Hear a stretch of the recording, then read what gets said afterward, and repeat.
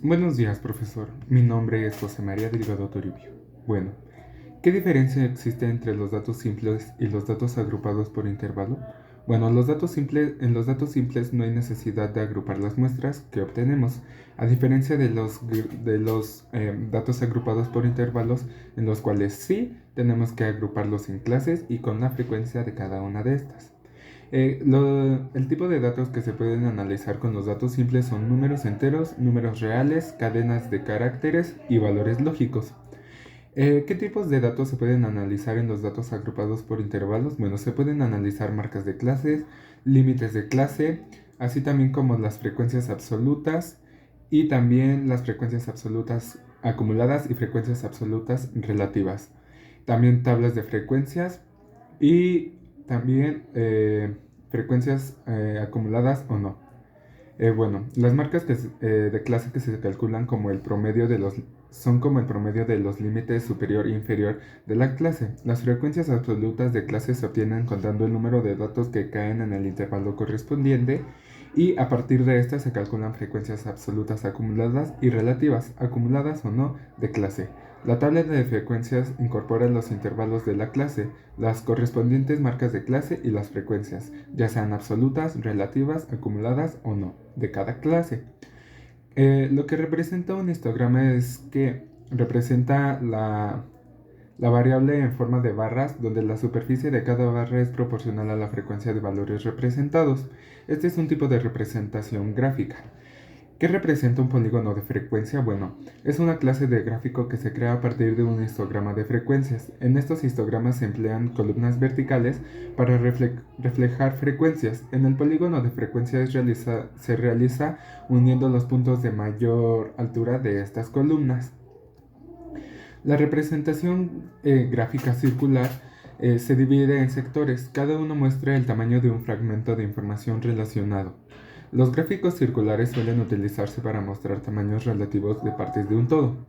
¿Y qué diferencia tienen cada una de estas representaciones gráficas? Bueno, es la forma de estar representadas en un plano, ya que los histogramas, por ejemplo, son representaciones de gráfica en forma de barra. El polígono de frecuencia solo son puntos uniendo cada uno de estos niveles altos de nuestro histograma, y la gráfica circular es un círculo que se divide por porcentajes y este representa cierta cantidad de nuestra muestra.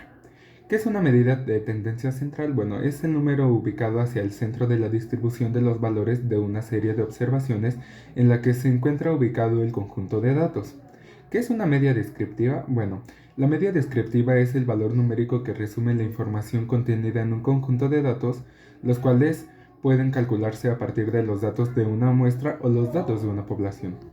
¿Qué diferencia existe entre la media para datos simples y para datos agrupados por intervalos? Bueno, con los datos simples, lo que se hace es multiplicar la marca de clase por su frecuencia absoluta y luego dividir la suma por el total de datos, sumar cada variable y dividir esta suma por el total de datos, o sumar cada variable y dividir esta suma por el total de datos. En los datos agrupados por intervalos, bueno, se multiplica la marca de clase por su frecuencia absoluta en cada intervalo y luego divide la suma obtenida por el total de datos. Es decir, suma cada variable y divide esta suma por el total de datos.